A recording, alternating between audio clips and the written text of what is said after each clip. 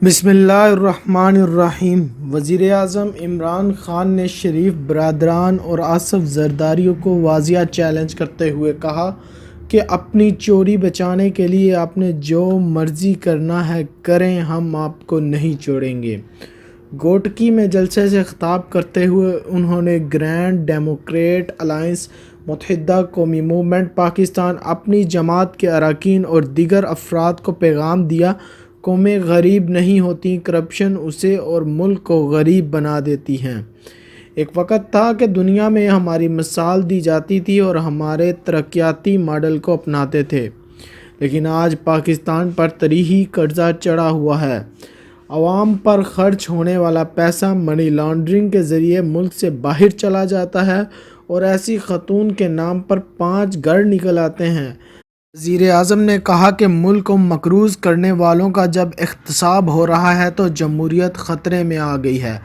कहा जा रहा है कि ताकतवर तो कभी एहतसाब हुआ ही नहीं, जब इन पर हाथ डाला जा रहा है तो जमहूरियत खतरे में आ गई।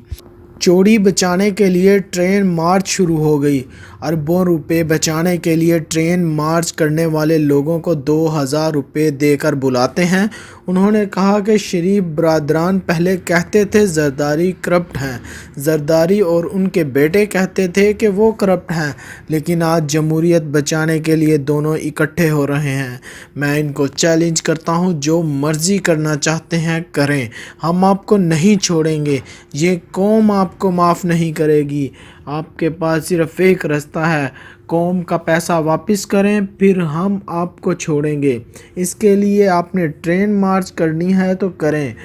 ई चौक पर कंटेनर तैयार है, वहां आकर धरना भी दें। इमरान खान ने कहा कि हम आपको खाना देने के लिए तैयार हैं, लेकिन ये देखना है कि आप में सलाहियत कितनी है। हमने 4.5 माह का धरना अपनी चोरी छुपाने के लिए नहीं बल्कि शफाफ इंतखाबात के लिए दिया था। सिंध का जिक्र करते हुए उन्होंने कहा, पहले यहाँ मैं शिकार के लिए आता था, लेकिन सियासत में आने के साथ ही शिकार तब्दील हो गया।